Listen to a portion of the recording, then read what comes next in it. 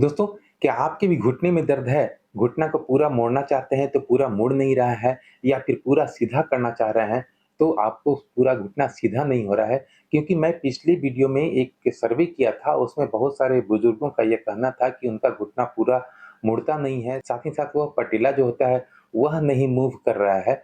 तो आज मैं इस वीडियो में आपको घुटने कैसे पूरा मोड़ सकते हैं, कैसे उसे पूरा सीधा कर सकते हैं और कैसे पटेला को मूवमेंट करा सकते हैं, उसके बारे में बताने जा रहे हैं। तो वीडियो को बिल्कुल अंत तक देखिएगा और बताए गए सभी कार्यों को सही तरीके से अपने घर करने की कोशिश कीजिएगा। तो मैं समझता हूँ कि 8 से 10 दिनों के अंदर अपना पटेला भी मूव करा सकेंगे और अपने घुटने को भी पूरा मोड़ सकेंगे, ताकि उसे हम रिवर्स करने के लिए स्टार्ट कर सकें। नमस्कार दोस्तों, मेरा नाम डॉक्टर मुकेश कुमार और आप देख रहे हैं संजीवनी हेल्थ सॉल्यूशन।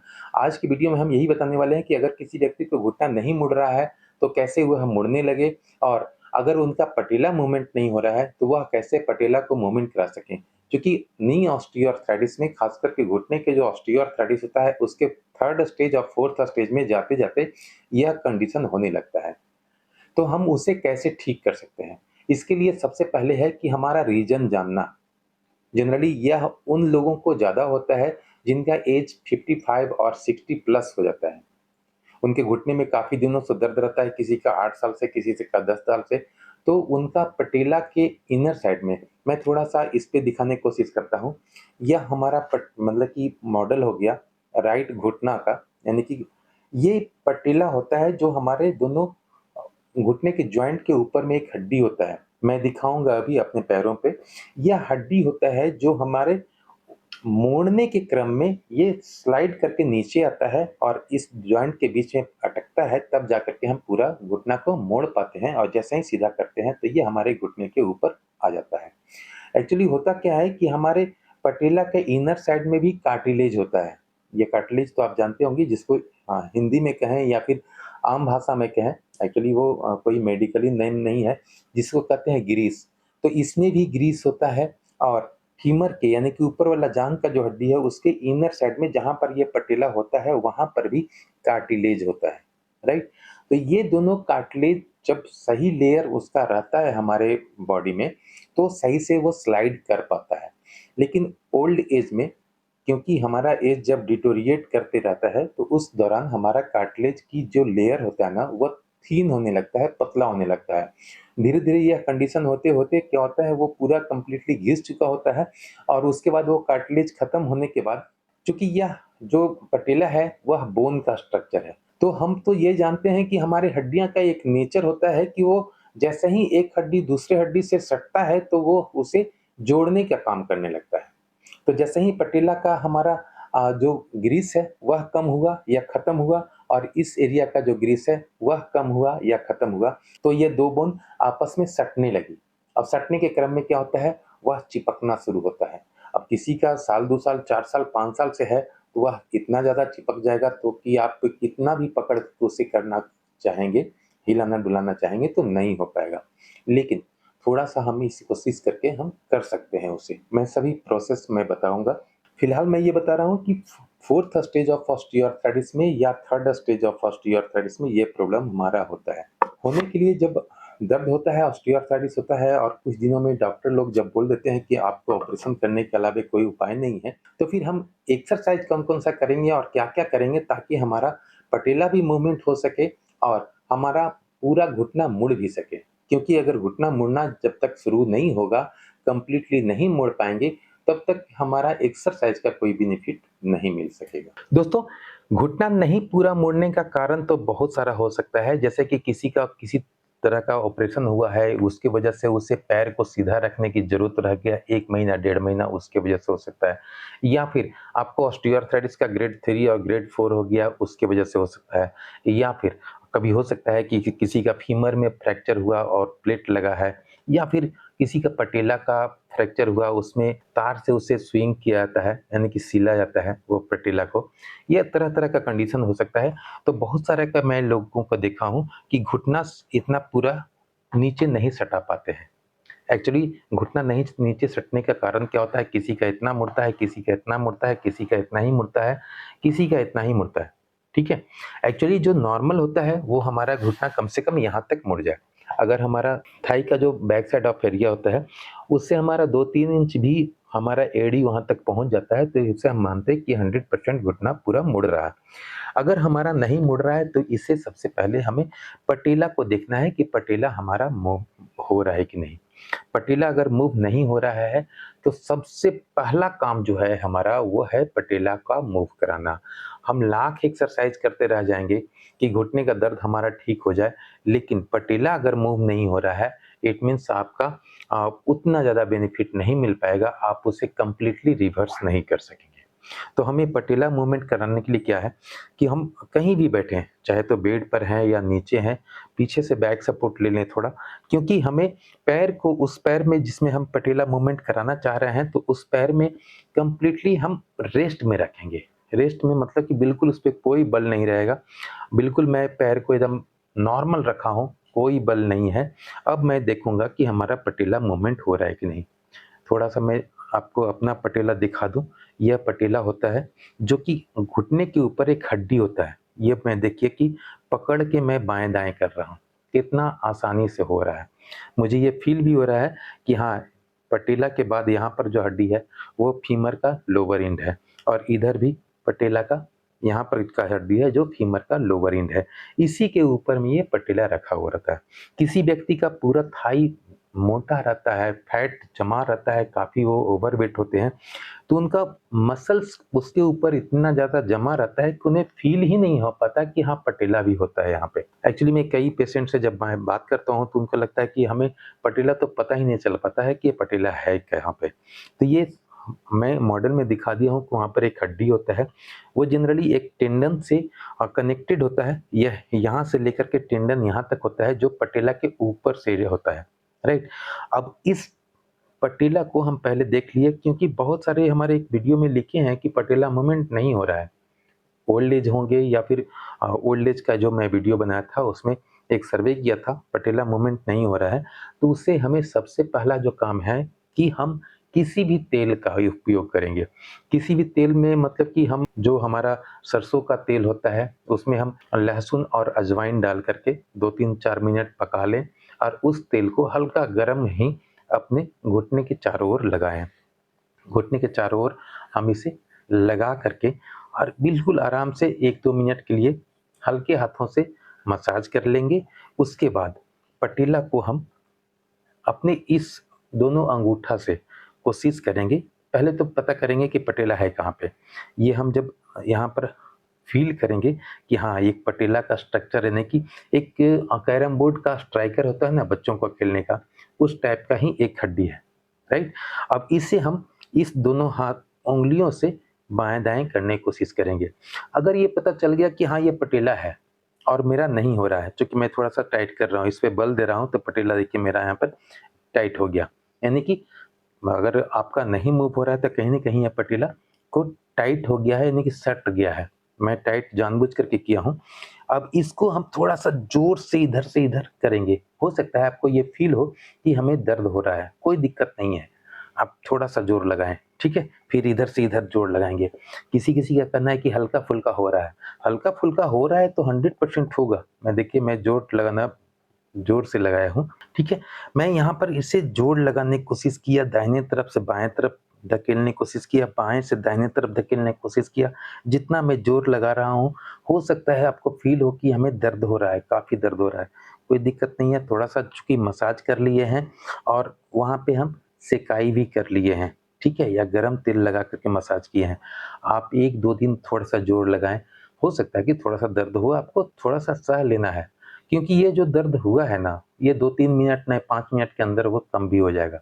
तो हमें जितना भी फ़ोर्स लगाना पड़े लेफ्ट से राइट, राइट से लेफ्ट अपने इस पटेला को देखिए मैं पटेला का स्ट्रक्चर अपने बॉडी पर दिखा रहा हूँ। ये हमारा हड्डी है ना? देख रहे हैं? ये पूरा फिसल रहा है। तो इस प पटेला को हमें बिल्कुल ऊपर की ओर हमें धकेलने की कोशिश करना है, नीचे ऊपर बाएँ-दाएँ जैसे भी हो करने की कोशिश करना है। अब हम ऊपर से नीचे की ओर दबा रहे हैं और फिर नीचे से ऊपर की ओर दबा रहे हैं। देखिए पटेला मेरा यहाँ पर आ गया, राइट, ठीक है?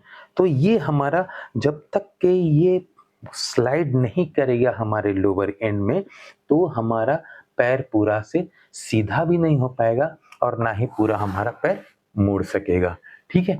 तो अगर हम इसे 2-3 दिन, 4 दिन में करने में कामयाब हो गए, तब तो हमारा कंप्लीटली ठीक हो सकेगा। अब हम इसे कम से कम 4 दिन में लगे या 5 दिन लगे या 6 दिन लगे, हमें इसको कंप्लीटली मूवमेंट कराना है। अब ये कहेंगे कि जब पटेला में हमारा नीचे का जो कार्टिलेज खत्म हो गया है, तो कैसे मूवमेंट होगा? होगा, बिल्कुल होगा। हमारा चूँकि हो रहा है क्योंकि वो पटेला के अंदर में कार्टिलेज सही है, नॉर्मल है। लेकिन अगर वो कार्टिलेज नहीं भी रहता तो क्या होता? एक पत्थर पे जिस तरह से हम पत्थर को रगड़ते हैं ना, उस तरह से फ़ील होता है। कट-कट की हल्का-सा आवाज़ आता है बाएँ तरफ, दाएँ तरफ करने में या ऊपर-नीचे करने में, ठीक है? आ सकता है, कोई दिक्कत नहीं है। जब ये हमारा फ्री होगा ना, तो देखेंगे कि हमारा पैर जो इतना मुड़ना कम हो रहा था, ये भी पूरा मुड़ने लगेगा। ये पैर जो मेरा इतना हो रहा था, इससे हम और ज़्यादा अंदर कर सकेंगे और ज़्यादा अंदर कर सकेंगे और ज़्यादा अंदर कर सकेंगे। जब तक हमारा पूरा पैर फ़ोल्ड नहीं हो रहा है, तब तक के हम कहें तो 100% हम एक्सरसाइज़ ही नहीं कर पाएँगे। तो हमारा ये पटेला का मूवमेंट होना बहुत ज़रूरी है। पटेला का मूवमेंट में सिंपली मैं यही कह सकता हूँ कि इसे आपको हर कोशिश करना है, हर संभव कोशिश करना है कि आप इसे मूवमेंट करा सकें। चाहे आपका ऐज 55 है, 60 है, 65 है, 70 है, 80 है, 85 है, डज़न्ट मैटर। हर एक आदमी का वो पटेला मूवमेंट करता है और उसे हमें मैनुअली ही कराना पड़ेगा। ठीक है? अब मूवमेंट करने लगे तो हम शुरुआत में जो तेल लगा कर के पटेला मूवमेंट करा रहे हैं तो उस समय थोड़ा-सा हम सेकाई भी कर लेंगे, हीटिंग पैड होगा, हम ऊपर से इस तरह से सेकाई कर लेंगे, ऊपर से हो गया, साइड से हो गया, इस साइड से हो गया, पीछे से भी करेंगे। क्यों करेंगे पीछे से? क्योंकि अब हम जब एक्सरसाइज़ करेंगे ना, तो हमारा पूरा का पूरा यहाँ पर का जो मसल्स है, सॉफ्ट टिश्यू है या फिर ब्लड सर्कुलेशन है, चूँकि सिकाई करने के बाद ब्लड सर्कुलेशन सही तरीके से हो पाता है ऊपरी हिस्सा में, तो हम एक्सरसाइज़ का बेनिफिट काफ़ी ले सकेंगे। ठीक है?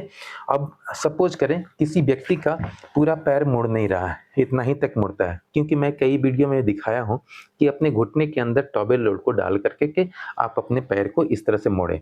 अब किसी व्यक्ति का कहना है कि सर हमारा पैर तो पूरा मुड़ता ही नहीं है, तो हम टॉवेल रोल को कैसे डाल करके यहाँ पर मोड़ें? सिंपल सी बात है कि आपको पैर पूरा नहीं मुड़ रहा है, तो आप देखेंगे कि नीचे में यहाँ पर भी गैप रह रहा है। तो सिंपली हम एड़ी को स्लाइड करेंगे और अंदर लाएँगे, फिर स्लाइड करके आगे, फिर अंदर, ठीक है?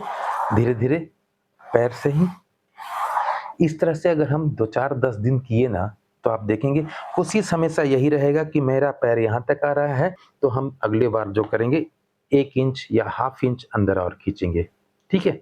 जब भी हमारा एक्सरसाइज़ करने का टाइम निकाले हैं, उस टाइम हम अपने इस पोज़ीशन को ज़रूर देखेंगे कि पैर जहाँ तक मेरा मुड़ रहा है, उससे हम थोड़ा-सा बल लगा कर के मोड़ने की कोशिश करें।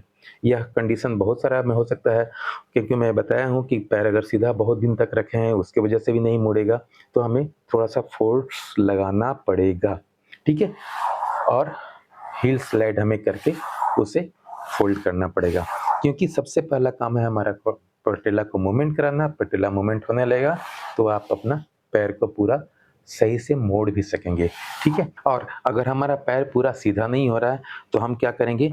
इतना तक सीधा हो रहा है, अब हम पटेला को देख लिए कि पटेला मेरा मूवमेंट करने लगा, तो हम थोड़ा-सा जोर लगाएँगे और इससे अपना नीचे सीधा करने की कोशिश करेंगे, ठीक है?